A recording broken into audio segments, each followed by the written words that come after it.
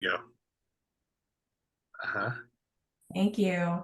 Okay, so we're going to go ahead and get started. We have quite the agenda today. We have many speakers from our different local teams, and we're so thrilled that everyone can share what they've been working on, successes in progress, and starting off. So if you want to rename yourself in as to include your city and your pronouns, if you like, you're more than welcome to do that. And let's kick this off. Okay, so we've broken this in, oh, sorry, meeting guidelines. So like I said, we have a lot to cover tonight. So we're gonna ask that the questions be in the chat. We will curate them. We will ask what we have, as many as we have time for. And then with that also being said, we know some of the campaigns and some of the events especially, more than one team has done something similar to what's being presented tonight. So feel free to answer questions with your experiences in the chat, and that's fine, but we're going to just try to keep the presentations to the presentations tonight. And then we'll also have many opportunities for follow-up through Slack and email. We'll share the slides in case we miss any of the links that are presented throughout the slides, because there's a lot of them. And the normal, be respectful, don't interrupt, and try to stay on topic. Next slide. Here's our agenda. We're into the introduction. We're going to hear a number of campaigns. I think we're at 4 campaign presentations, and then we'll have time for questions. You can put your questions in the chat whenever. You don't need to wait until we open up the question time. Then we will have our event presentations, and then we'll have another Q&A. So with that, we will, before I move on, sorry, last thing, we broke these into these 2 categories. One, because the campaigns more are towards policy changes or advocacy events that the teams have done that are meant to influence policies, and then the events are more actions that are meant to make the movement more visible or recruit new members or create a greater connection within the team. Now with that, I will introduce our first speakers from the 101 Widening Campaign. This is Mike Swire from the City of San Mateo team, Move San Mateo, and Daryl Yip from the North San Mateo County team. Thanks, Heather.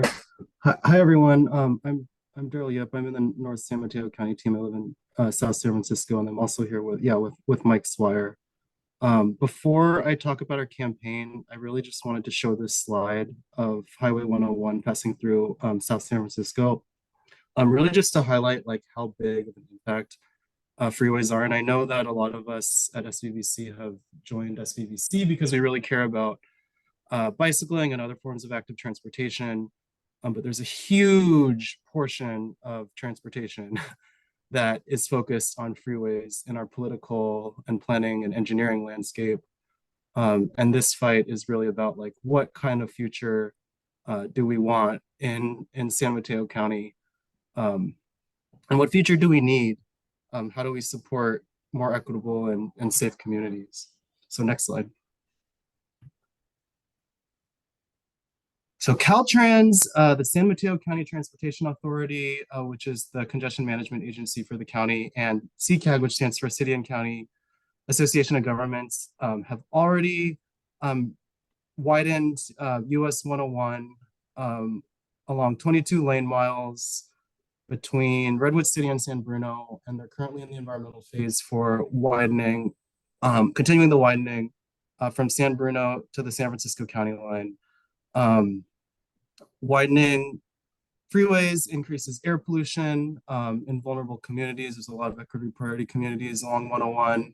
It increases greenhouse gas emissions, which causes climate change, encourages more vehicles, which increases traffic violence. And it also comes at a huge cost to our advocacy efforts in transit and bicycle and pedestrian efforts. Next slide. And so Mike me and the rest of the campaign team have been advocating to our elected officials of what we want. And what we want is we don't want to add more lanes. Adding more lanes is just a huge problem to the region. What we're advocating for is using the money that would have been used for widening to promote transit and bicycling, and then converting a lane on US 101, which will encourage transit and carpooling instead.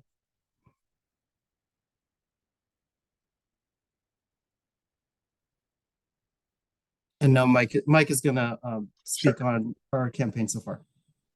Yeah, thanks, Daryl, and thanks everyone for who's helped out so far and can help out in the end. I'm going to have a link to our petition in a sec, so if you can get your phones out. So what have we done so far? So we've been really successful actually in getting some press coverage. Daryl, Max Mountainer from San Mateo, and myself, we crashed the celebration of the recent one on widening. They called the cops on us and told us to basically stay away, but we did get on KQED radio, got on KQED online, Streets blog, and we're getting a lot of great press on this. Daryl's been successful on his side, getting in the Daily Journal, and Streets blog has done some great coverage and is a great ally. Because of that, we've got an endorsement from Dave Canepa, who spoke at our summit a couple of weeks ago. He is a San Mateo County supervisor, and he's also on the MTC board. MTC's the primary funder of a lot of projects in the Bay Area. And we've also had great success with environmental groups, SVBC, SFBC, Sierra Club, Rise South City, and last night, League of Conservation Voters San Francisco endorsed us. So because of that, we've actually had some successes. So Daryl just attended a Freeway Fighter Summit to get up to speed on how others are doing this across the country. The Citizen Advisory Committee for SMCTA, which I and Giuliano Carlini sit on, voted against the project. Unfortunately, we were overturned by the board, but the board did agree to revisit the item when we have all the information in, because previously that was not part of the plan, and that's usually pretty opaque. So next slide. So how can you help out? One, you can email me or get Daryl on Slack if you'd like to join us. Two, we really need people to sign the petition, because we're going to slap this down in front of people at some point. So take a picture of that and sign the petition. And three, if you have any specific skills like graphic design, etc., we need to develop a website and really get this to be credible. And finally, eventually, we're going to ask you to contact your elected. So if you sign the petition, we'll email you, and you can stay in touch with us. If you have any other organizations, environmental justice, community groups that live adjacent to the highway, especially up north, we could use your help. So I think that's it for us. And I guess we move on to the next presentation. Yes, thank you, Mike and Daryl. Next slide, please. Next up is the day without driving. We're going to hear from Mountain View Los Altos. Bruce.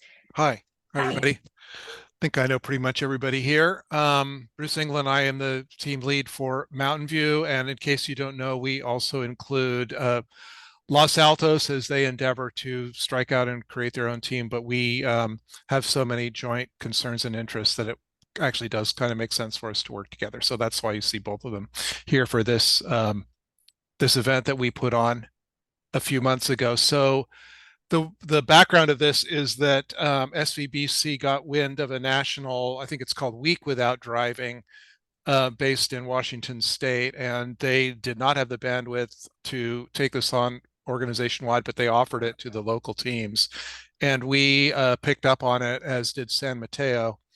And so we selected a day, and I'm going to just, for me, you can keep on the same slide, Anthony, but I'm going to go to the next slide so I can see what I'm talking about. One of our local team volunteers, Bayan Mengerink, took the lead on this, and I just helped her with support, and it worked out really well. Anthony jumped into, it was a staff liaison. We also worked with Brandon White through the city of Mountain View, and managed to pull this off. Anthony created an Eventbrite page for us so people could register, and we could keep track of people that way. We got almost 300 people registered, which was really awesome. We really expected we might get something light like 20 people or something like that, but it really ramped up right up to the last moment. We got a lot of people involved. So we're really happy with that, even though we got flyers up kind of late. And if we were to do this next year, we would be more on top of getting the publicity out and bring those numbers up even more. So what we're hoping for by having done this year is that SVBC can use what we were able to accomplish to springboard into something for 2024 and bring in the other teams. And what we were looking for this year that we were not able to accomplish, we had conversations with VTA to see if we could have a fare free day for that day that we selected, which they really wanted to do, but it was too tight. They couldn't pull it off. But being able, if we were to do a day next year, if it's a day, if it's a week or something like that, to have part of that time fare free would really be an extremely nice incentive for people to try going a day without their cars, using transit services and things like that, and experiencing what it's like to not use their car. My last comment on this is just that the variety of activities, both SVBC wide via cross teams and team specific, are essential for optimal engagement throughout the year with SVBC. We have Bike to Wherever Day, obviously, Bike Week, Bike Month, all the things that we have, plus our team rides. But this day without driving is something very particular that's distinct from the other activities. And we found that it was a really nice niche that we could fill, and hope we can do it organization wide next year. And if not, that other local teams, including ourselves, will opt to do it ourselves. And that's all I got. If I see any questions in the chat, I can take those offline. Great, Bruce. Thank you very much. Next, we're going to move down to Santa Clara County, farther down, to San Jose, and with the bike lane unblockers. Jordan, go ahead. Thanks. I'm Jordan. I'm a resident of San Jose, and I'm going to talk about the bike lane unblockers team, which is a new team in San Jose. Next slide. So the purpose of our team is to demand enforcement of the California Vehicle Code that forbids blocking bike lanes. We also want to encourage each other to take action to clear blockages and press the city to add options to its 311 app so that we can more easily report blocked bike lanes. The leadership team is Eamon Gormley and myself. Next slide.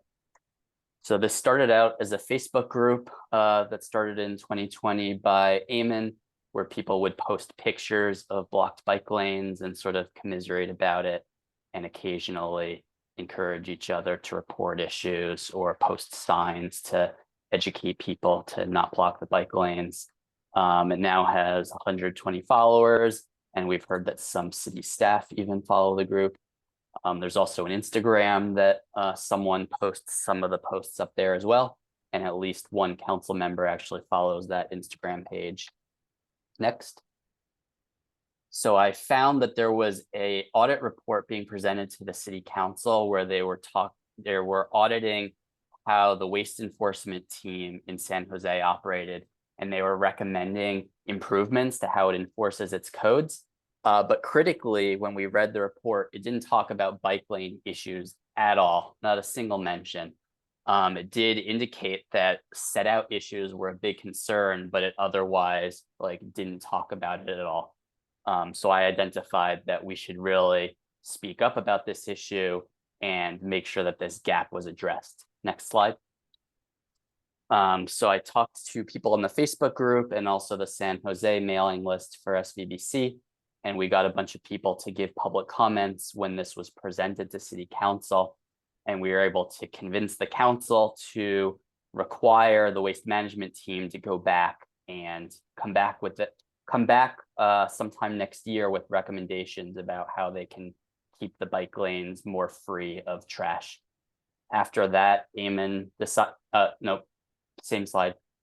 We decided we were going to continue doing more advocacy and see if we could have more wins like that. So we've been meeting weekly on Tuesdays at noon.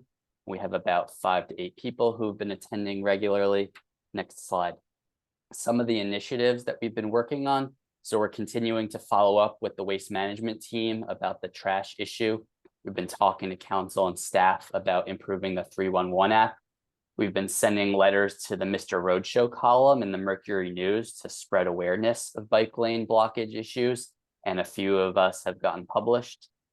We've been talking to the BPAC and trying to get them more involved with the Vision Zero Task Force and the Transportation and Environment Committee. And we've also done some power mapping. So we're trying to get members to build better rapport with council members and staff so that they are aware of us and are going to be more receptive to our issues. Next. We are also taking inspiration from the Just a Minute protests that happened in San Francisco, where on Valencia Street, people were very frequently parking in the bike lane. And so whenever people would park in the bike lane, they would create a temporary human protected bike lane and block car traffic. So we're trying to think about whether that kind of protest would or would not make sense in San Jose. We haven't done it yet, but we're thinking about it. And next meeting, we're going to have a guest speaker who's going to talk to us about the SF protests.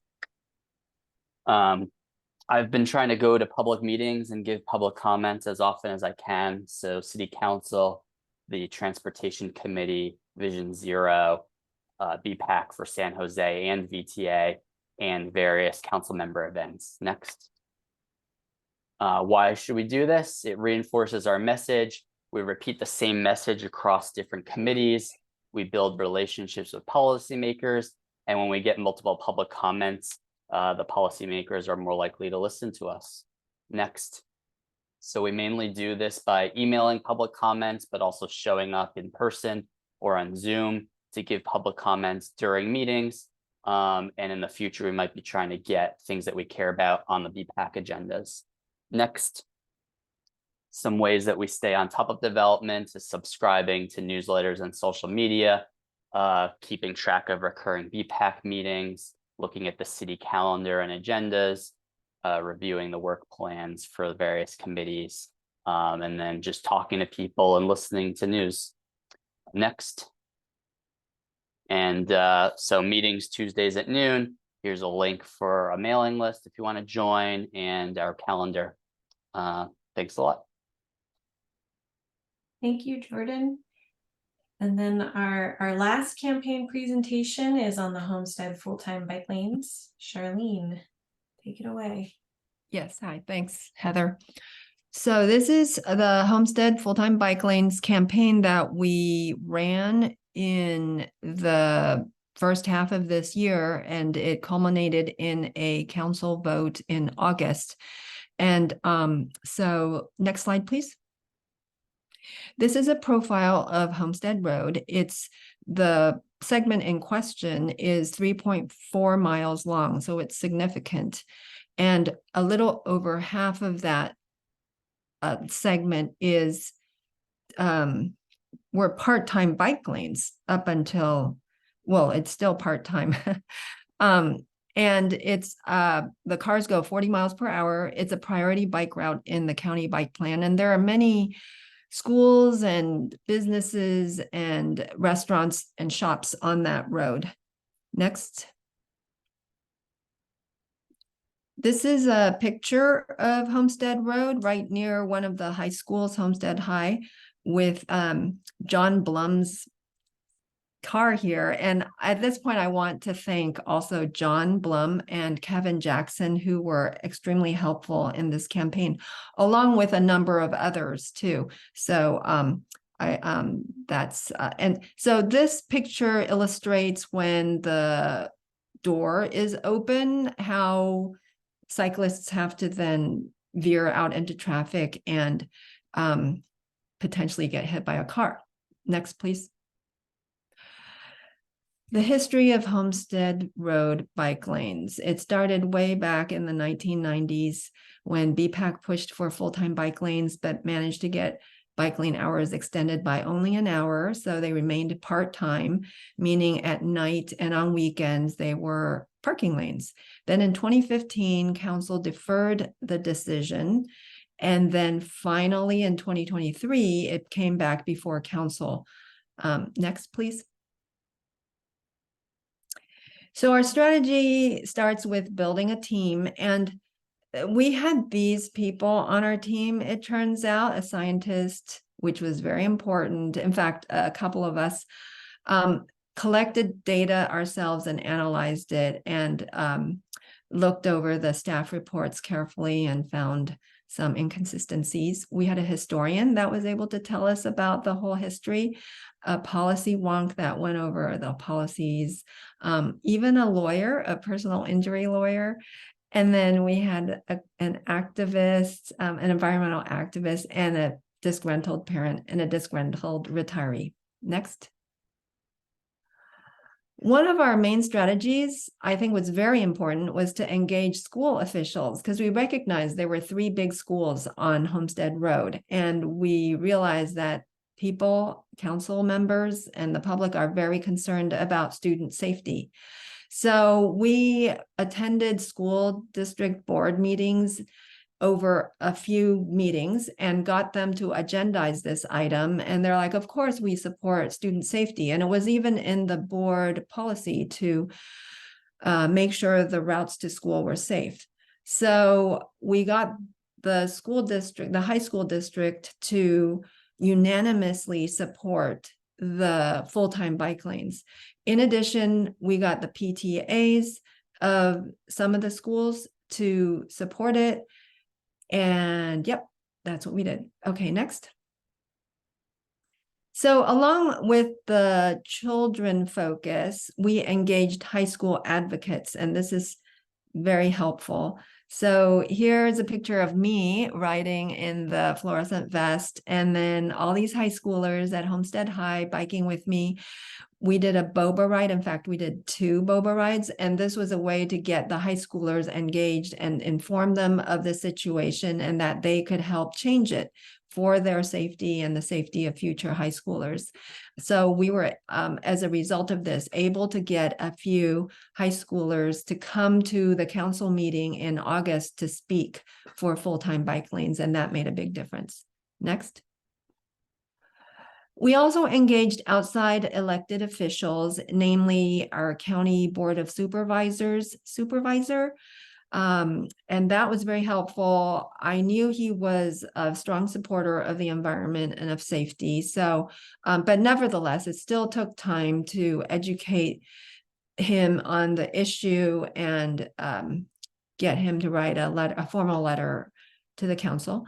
And we also engaged the city's a neighboring city's former mayor, namely Cupertino's city's former mayor, who is a transportation advocate for active transportation and also a very strong supporter of safe routes to school. And that was very influential to our council. Next. So another strategy is be sure to cross-check staff reports. We found errors and biases. For example, they did not accurately count the number of parking spaces in people's driveways. They way underestimated it by 50%. And they used some invalid methods, so to count how much street parking usage was being used. And there were also some assumptions that they were inconsistent about applying. So it's good to read the data yourself. And we had over 400 pages of staff reports to read. So it helps here to have people who like to read reports. Next. So we collected our own data as well, since that's very important, because that shows the council that you have done your own independent investigation on this. We counted driveway spaces and measured street parking space ourselves to corroborate with the staff report, counted street parking usage, measured road dimensions, and counted houses. And this was very helpful too, to have the data ourselves. Next. Another thing is you do need to know your city policies and plans. No one's going to tell you what they are. You need to go look it up yourself. you know, a lot of people don't know what they are. Council members don't necessarily know all the details either. So it's behooves you to do that. And so in our case, we have all these policies and plans that support full-time bike lanes. Next. And then our campaign outcome is we got unanimous council vote for full-time bike lanes. On top of that, we also got buffered bike lanes and a road diet where feasible, which was something we were hoping for. We weren't necessarily expecting to get, and we got it. The only bit of a disappointment is that the implementation is going to be approximately, we estimate, 2 to 3 years instead of 1 month, because we thought, well, changing signage from no parking at night and on weekends to full-time bike lanes would be very quick to implement, but no, the city always takes a while to do anything. And I believe that's the end of my presentation. Thanks. Thank you. So I mean, before we open it up to questions, I heard some common themes throughout. It sounded like there was a lot of push to get media coverage, to build partnerships and coalitions. And then it helps to have a wide variety of people working on the campaigns. So with that, let's open it up for questions. We have one question in the chat from Chris Perry for Charlene's presentation. It says, regarding school districts near Homestead, I wonder if there would be some interest in rolling out protected bike lanes near the schools on Homestead to protect students. Near Graham Middle School, there is an example in Mountain View as well. Sorry, Diana, can you say roll out what? Quick build? Rolling out protected bike lanes near the schools on Homestead to protect students. Is there some interest in doing that? Oh, definitely. We were very interested in having protected bike lanes. So right at the school of Homestead, there is already some plastic vertical separators that could be called protected bike lanes. It's only right at the school, but ideally we would like concrete barriers along the whole stretch of Homestead Road that students go on. And we thought about campaigning for that, but it was such a critical thing just to get full-time bike lanes that we did not even bring it up at our campaign in August. But yeah, we would want to work on that next. All right. For Jordan, there's a question. Do you have a link that you can add for the Facebook? Yeah, Eleni already posted the link in the chat.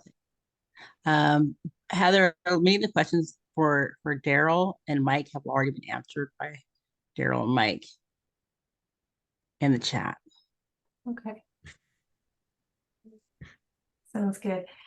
We can move on. I was hoping to get some more questions about sort of strategies and, you know, where to start things if you're thinking of a campaign. But so if you have any kind of questions like that, please feel free to drop them in the chat. But we'll go ahead and keep going. Onto our events. So we have a wide variety of events here. I have lost track of who's been coming in. So Julie, I hope you're here because you're kicking this off. If not, we'll jump down to the crosstown tour. So first up will be the mural ride from Redwood City. Hi, I'm here. Can you hear me? Great. Yes. Awesome. Okay, great. So in Redwood City this year, we had our first, hopefully annual mural ride.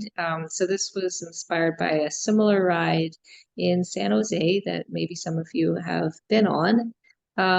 So Eleni reached out. She knew that we had been doing some rides in Redwood City. They were pretty small at the time, just kind of meeting up at Sports Basement with a small group and riding from there. So she reached out and said, hey, would you be interested helping me get a ride together with Redwood City Arts Commission. And so we started working on that together. The Arts Commission was immediately supportive of the idea. It was super easy to work with them. And actually the director of the Redwood City Parks and Rec department wanted to lead it, which was fantastic. So we put some, time into planning the ride. I mapped it out, shared it with the group, got feedback, and then we decided on what route to do, and tested it out together with the Parks and Rec director. And then in the end, it was a really great day. We had about over 40 participants who came, and they had a really great time. I saw parts of Redwood City I hadn't really seen before in the process myself. So it was a really fun day. And then something that Heather, you encouraged on the day, which was brilliant, was announcing that we were going to have more upcoming rides. So a series of rides to Pub in the Park throughout the remainder of the season of the summer. So Redwood City does these Pub in the Park events. And we had talked about for actually a couple of years the idea of doing rides to go to end at Pub in the Park, and we just hadn't really brought it together yet. But having such a big group ride gave us a great opportunity to announce it. So we announced that and kicked that off, and we had three more rides throughout the summer. And that actually grew to also include valet parking at Pub in the Park. So we could have a few of us leading a ride, ending up at Pub in the Park, and then another volunteer setting up the bike parking at the event so that we could end the ride there and folks had a place to park their bike. And then we could also kind of be a big influx of bikes so that the bike parking could, get kind of filled up and used and help advertise to folks that it was there. So all in all, really fun. And we plan to do the same thing next year. That's all from me. Yeah. Right. Before we move on, I did want to add that one of I think the reasons for such a big turnout was partnering with the City Arts Commission. They were able to publish the event through their newsletter, and it reached a much broader range of people than are the typical SVBC channels would. Next up is a joint team event, Redwood City to San Mateo Crosstown Tour. Sean and Carvin, you're up. Thanks, Heather. Hey, folks. I'm Sean, one of the team leads for the local San Mateo team. So recently, Carvin and I had attended one of the SVBC group ride classes, and in doing so, we were able to connect and learn on how to create and manage a group ride. So knowing that the cities in the peninsula are typically really tiny in size, you end up with a lot of local teams in our area of the peninsula who are all organizing their own rides, but they can be really small, and sometimes you end up in your own little bubble where you're only riding around your own small town on the peninsula. So trying to think bigger, Carvin and I decided to collaborate and create a longer group ride starting from Redwood City and ending in San Mateo, thereby allowing us to kind of combine our reach across multiple cities.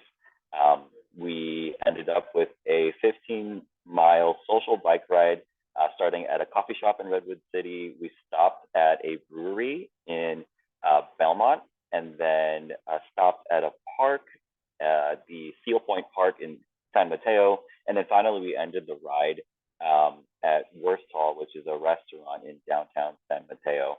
So being able to collaborate and combine multiple cities and multiple teams together, we were able to get a decent number of folks for our first ride. We got about 13 people riding with us.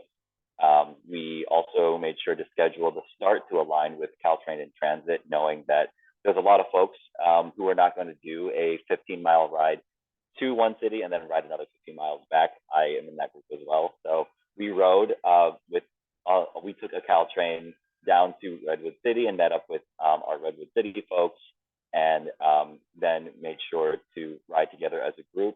The route itself included anything from shared buffered lanes all the way to protected bike lanes, separated bike lanes and trails along the water, and pedestrianized bridges going over 101. So a huge variety of bike facilities were definitely experienced on the ride. And to walk us through some of those learnings, I'll let Carvin take over the rest of the slide.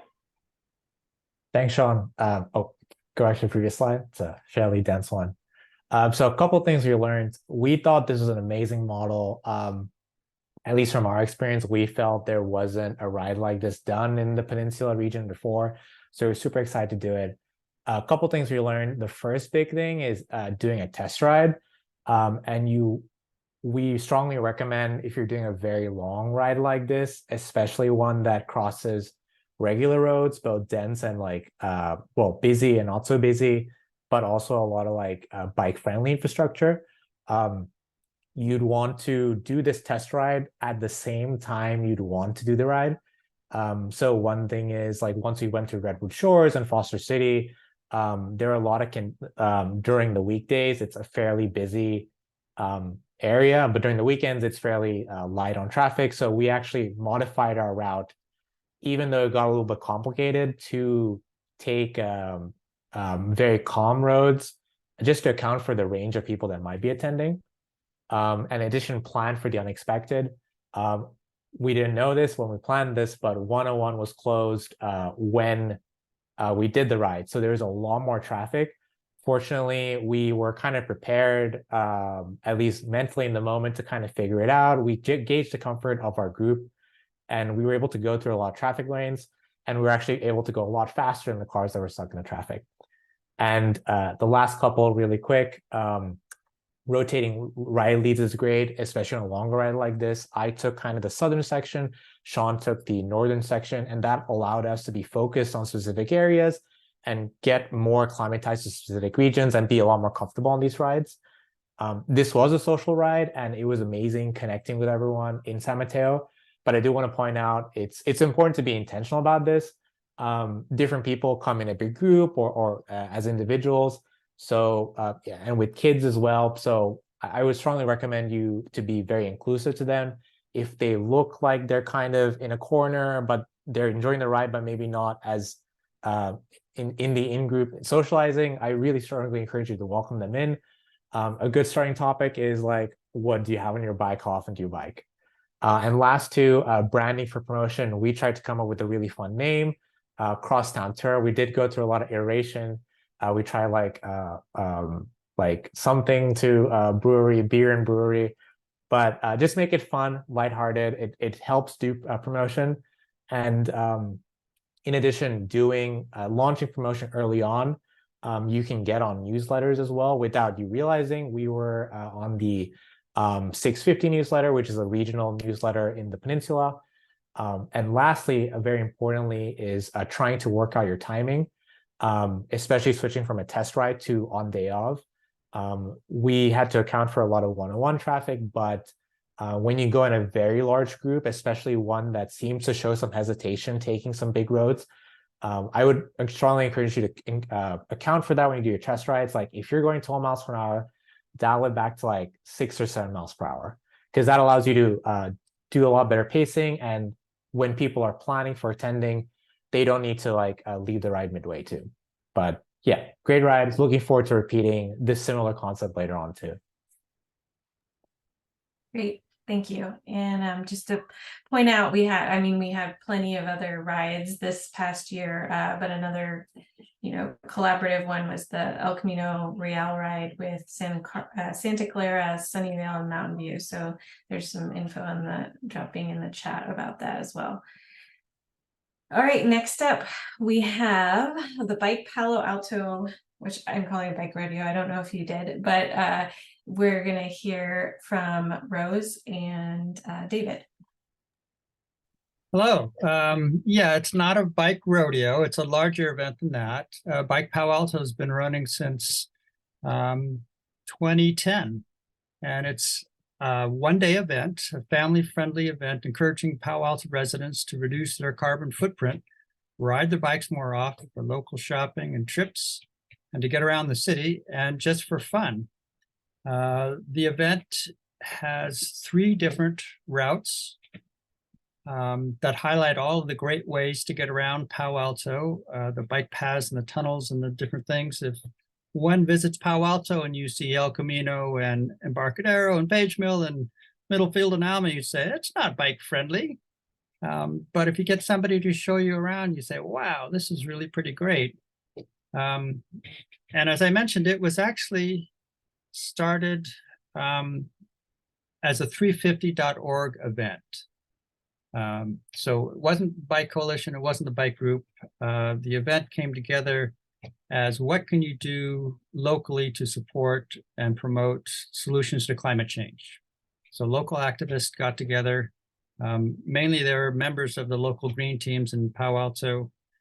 And this is the project that they came up with. And it stuck in a very nice way. It having activists involved, there's a lot of bike activists that were also part of the green team. And it has evolved to be very much coordinated with the city and with the schools, Rocks and Rolls to School event, such that we can piggyback off of their promotion and do ours. I think it's right the week before. And it's always been hosted at a school is another great partnership that we've had. It's changed around a little bit. And over the years, it's grown. So the last big year was 2019, and we had 900 participants in that event. We rode 5,700 miles, reduced 3.1 tons of CO2 avoided, and the numbers go on and on and on. We had quite a break with COVID, as many events did. And then Rose came along and put her hand up and said, this is such a great thing. I want to make it happen. And she made it happen this year. And I'll let her take it on from there. She's done a really great job. I think you're still on mute, Rose. Thanks, David. You're welcome. Thank you. Thanks and hello to everyone on the call that was so instrumental in putting together this year's Bike Palo Alto event. Just piggybacking off of where David left us. Yeah, this is much more than a bike rodeo. To me, this is like a sacred, historically been like a sacred event that celebrates biking in a gold level bicycling community. As a Palo Alto resident, as a Safe Routes to School coordinator for the city, as a mom and a car-free walking and biking mom, it was disappointing and unfortunate that the pandemic really hit, so many of our walk bike events and led to things like online, Zoom education, which meant that fewer and fewer people were really getting hands-on bike practice. And we were seeing that. And also I knew as a longtime Safe Routes to School practitioner that events like this are probably besides bike repair, I think one of the most impactful ways of shifting mode. I can't tell you how many parents have told me, I was uncomfortable walking and biking with my kids. And then I came to this event. I came to your walk and roll event. I came to Bike Palo Alto, and now we bike every day. And so I knew this was critical to resurrect. And it was thanks to SVBC and Bike to Everywhere Day, Bike Everywhere Day, Bike Wherever Day, the right people showed up at the event at the library. I think David was there. Some of our other longtime advocates were there. A new parent was there. And I said, you guys, we need to make this happen this year in person again. I knew that if we didn't continue with this event this year, it would get lost because most of the volunteers were from 2019, and there was this whole new cohort of parents and people that didn't know about Bike Palo Alto, and it was going to be a tough sell to just say, hey, listen to what David and Penny and Kathy and Eric have to say. But I've developed such strong work relationships with them that it made sense. I felt like the glue that could bridge our parent community with those amazing bike advocates and champions who knew all the details and technicalities of this really incredibly meaningful, a large scale event. So I went for it with the help of this amazing steering committee and learned a lot. We upgraded some of the features of the event using, Eventbrite QR codes, things we just weren't doing in 2019. My expectations for it were to have about 200 people. I had said, even though we had 900 at our peak, I had said, I wanted to manage expectations and wanted to make sure I wasn't taking on too much. And we ended up having 400 people. And that was a testament to all of the great outreach by our veteran organizers. Next slide, please. So we, rallied the troops and, let people know Bike Palo Alto was back. What was really important this year is that we planted the seeds for ongoing organizing, at least on my end from the parent community. I was really proud that the Gun Bike Club stepped up as a new partner. There was a Girl Scout who showed up and put on this really cool demonstration traffic garden. We're absolutely grateful to our ongoing partners. Stanford Research Park had a trail mix station so that you could fill up a bag of trail mix, create your own trail mix before you went out on your route ride. Mike's Bikes helped out. At Fair Meadow, the elementary school was, received it, was very cooperative and very excited about the event. And so it was like a confluence of factors that really brought this together. I am city staff, but I worked on this mainly as a community volunteer. But we did luckily also have the support of the city of Palo Alto. And they did some great programming. SVBC showed up with a tent. The PTAs supported the event. And so, getting this wonderful coalition is about, showing up for people, for years, building their trust, building credibility, and, getting everyone to the table. And that's what I hope we can do moving forward. Next slide.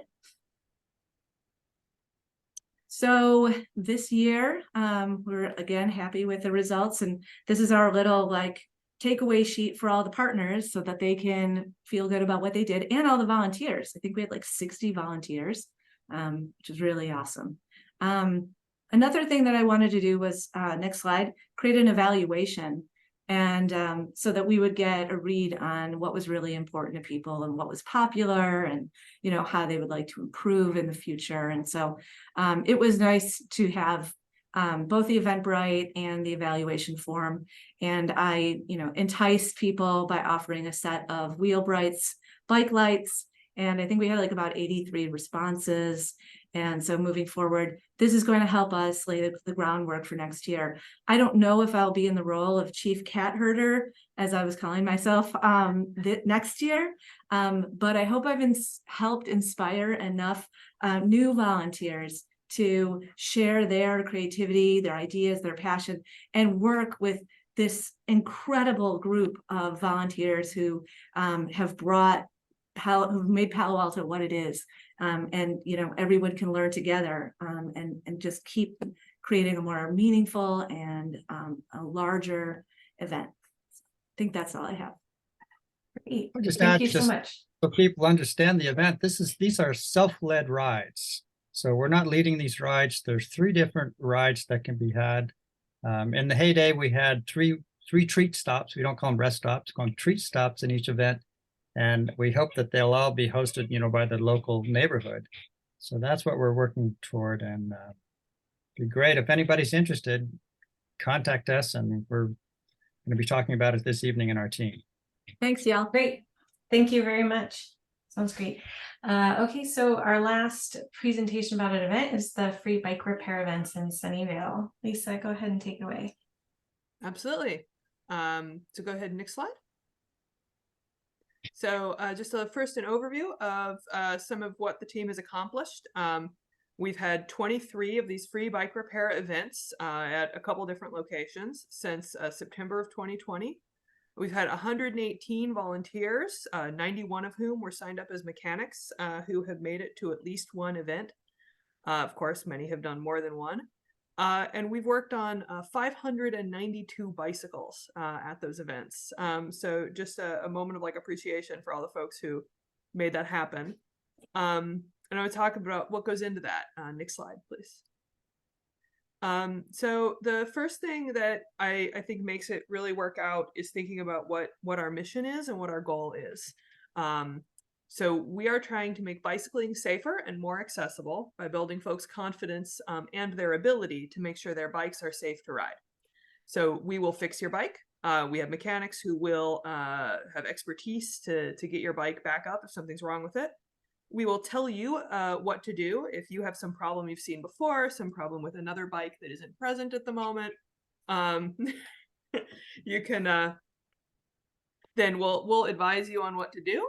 And we can then at the end, we have training where we provide the ABC quick check training, and we will educate folks how to check their bike over for safety. And that's a really important part of the process because a month later, they're pulling their bike out of the garage and it feels like it's riding a little funny, or they're just not sure. Now they can check it and make sure that they'll be safe and they don't need to wait for us. So how it works. First, the client shows up, they come to the check-in station. They sign a waiver, get in line. When their bike goes to the mechanic looks it over. They'll fix whatever they can fix. And they show the client what they're fixing, what's wrong, how to tell what's wrong, how to adjust it. Part of helping build confidence and skill. And then they go to the checkout stand, which is where we have that ABC quick check training that I mentioned. That's also a chance for a second person to look at the bike. And see, okay, did the repair actually happen? Quality control. Tell them about the Bike Coalition and biking resources. And we give away at that point any giveaways that are part of the event. So there's some things we've learned to make these events be useful. The first thing at the check-in, we make it first come, first served. We don't let people get precedence in some way. We give people a tracker at that point. We use a clipboard with a piece of bright colored paper on it with some little notes to hand in at checkout. Sometimes you can do an Eventbrite with advanced signups, but what we found is that has about 50% no-shows, and people who've signed up online think they have a spot reserved, so they will show up late. Whereas the first come, first served system, people tend to show up early. Next. On the mechanic side, we always make sure we have one expert mechanic. It's just part of coordinating the event. Currently, we have a partnership with the Sunnyvale Library where they pay through the Friends of the Library for a professional mechanic to be present at all of our events. We usually also have several volunteer mechanics supporting and helping with capacity. But the expert is someone you can ask questions and send particularly challenging problems to. The mechanics also need to engage the client. I mentioned before, we're trying to help people build the capability and the confidence to know that their bike is safe to ride. You're not dropping off your dry cleaning. We are training and engaging the client through the process. And then the last thing is we have to limit how much time the mechanic spends on each bike. And that's good to align ahead of time. At the checkout, so this, I mentioned earlier, this is our quality control. It is a must-have. We find an issue pretty much at every event. We find several where there are brake issues or problems. If someone fixed the shifter, but they didn't think to check the brakes, or they adjusted the brakes and then they didn't go back and check that the tires were spinning freely. So we need to have that quality control step to make sure no one is riding off on a bad bike. But the clients want to leave the minute that their bike is handed back to them. So we have to do some work in how we structure to make sure that they do that. And then I just had a couple pictures of the team. I figured since I only had a few minutes, I would just give you guys the overview and then leave the rest for Q&A, or you can contact me offline as well. So yeah, I think you're on the next person's thing. Yes, sorry, I did forget there was one more. So Arlie, you are speeding through this one, please. But it's a great event. It's a great thing to show. So bike parking. Yes, I'm amazed we're still on schedule, and I want to keep us that way. So, yeah, we did bike parking this year in San Carlos. We have an annual downtown festival, the Art and Wine Fair, and our turnout this year was about 50 bikes a day, which is actually down from previous years. And that's just because we were in a new location. And as Andrew pointed out, one of my fellow volunteers who ran this, it was really hot the first day. It was like, I don't know, 95 degrees or more. So people were just taking it easy and walking slowly rather than even getting on their bikes. You can go ahead to the next slide. So yeah, this is reasons about why we were a little slow, but just to give you an idea where we were. So in San Carlos, we have a big building that is the Samtrans building. It's at one end of the festival. And so we stationed ourselves there. And go ahead to the next slide. And our plan is to always stick with the same location as much as we can. So because there's always, people get very used to going to a certain place for bike parking. And so, and the great thing is that we're on the map. We're on the San Carlos event map for this, and we're on the website. So, you know, it's well publicized, the location. And I think by next year, people will know it well.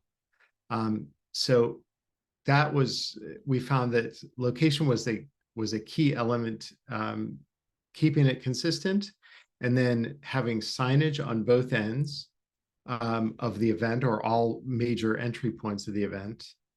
And then, you know, in terms of getting a lot of participation or a lot of usage of the valet stand, we've seen bigger adoption of e-bikes is bringing in a lot more customers than in prior years. And the big thing this year that probably did help us was that we're pretty close to Caltrain, and that made us even easier to find.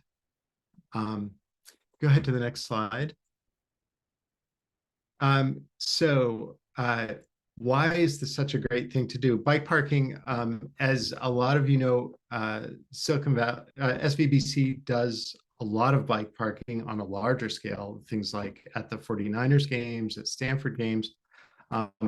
But for a local group, it's really great because it puts us on the map with the city, gets us working with the city, that we become a go-to resource for bike infrastructure in a way.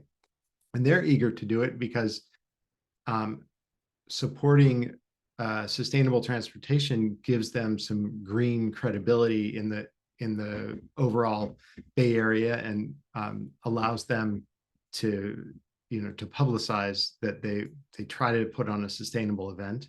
And they're always happy to have less traffic clogging the city for any given event. And the other big benefit for us is that collaboration with the Parks and Rec group, that pays off for us the rest of the year when we want to do other events. Like we do some things like a bike rodeo, and we also do a little bit of bike repair clinics. And once we have this relationship with Parks and Rec, they're much more aware of us and willing to help out with those other events. Also, another big reason why we love doing the valet event is because it's, you know, how when we're doing campaigns and we're trying to get other improvements made in the city, those things take years, like Charlene was talking about. But when you have an event like the valet event, it's something everyone, all the volunteers can enjoy and see some real benefits from quickly. Go ahead to the next slide. So what to do? The main thing, you know, always remember security is job one. We got a really good location where we were surrounded on 3 sides by a building, so we only had to sort of cordon off one side. But you can get barriers, both, I know SVBC has some things, and we had some barriers locally. Other things to plan when you're doing this, get yourself onto the event maps and into the literature. Like others have said, if you're partnering with the city or any Parks and Rec groups like that, that makes a huge difference because you end up in all the different newsletters and publications. like I said earlier, stay in one spot year to year if you can. People really have a habit of once they see you there 1 year, it's really nice. They remember and they expect you to be there next year. One thing we found in the past, get invited. If the city can invite you to do it, that can imply, it can reduce your exposure legally. And so you can, there's a certain implication of the city's insurance. No guarantee, but it definitely helps. Other organizational things, get the SVBC pop-ups. Sorry, there's a misspelling in that one, but get the pop-ups early. There are pop-ups you can get if you talk to Heather and others in the organization. And then one thing we have made on our own in San Carlos are little the hanger tags that go on the bikes, and then a matching bracelet, which is the claim check. So you want to work out some way to have a tag on the bike and a matching claim check. And then sign out sheets, just get people's information because they may not come back in time. So you want to know, you want to tell them when you're closing, and then make sure you have their phone number in case they don't come back. And go ahead to the next one, which I think is my last one. Yeah, we had a few things to improve. Mainly, we get a lot of questions from people. So we just want to have lots of resources about rides and, anything someone might ask, they're going to ask it. So you want to have a lot of the normal resources that you would have on hand for any event, information about safe routes and everything else. And I think that's it for us. We have one more slide. Oh yeah, and just a big thank you to, I know Cadence is on the call. He was a vital volunteer. Sonia and Andrew and I were all there. And just an idea of how many people it takes. You usually need to have 2 or 3 people in the stand at any one time. And if you're there, for us, it was like 2 days, about 9 hours a day. So you can imagine that's like, you need 25 people if you're going to have 2-hour shifts.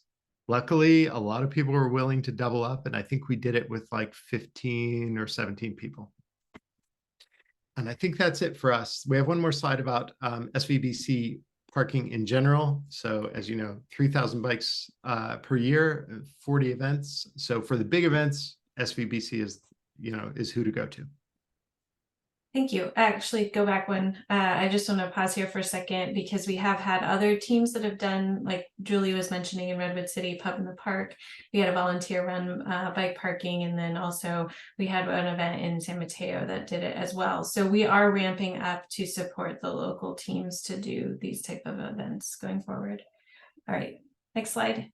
I didn't see a whole lot of questions for this slate in the chat. So if you have one, put it in there quickly because we'll wrap this up so everyone can get out to their local teams. So if you're not already a local team member, please join. We have a website that lists them all. We have a new Slack space and it's going and it's very active. So please join if you haven't. We'll drop that link in the chat here. And it doesn't expire in 2 days. That's an old slide from last month. So you're good for 2 weeks maybe. Next slide. And just wanted to announce the upcoming holiday party. We'll have volunteer appreciation and celebrate everyone who helps us out throughout the year. And that's up on Eventbrite now. And if we can get the link in the chat, we will, but otherwise you can find it in our collections on Eventbrite. And then last but not least, we have the December forum will be a work planning focus. So we'll have a short forum, about 30 minutes or so, to kind of set the stage for the teamwork planning, and we'll try to allot an hour and a half for all the local teams as we can. So thank you for all of our presenters. As you can see, our local teams are awesome and doing so many awesome things, and we hope something in here caught your eye to take to your own city. And with that, we will open up the breakout rooms. And we could stop recording.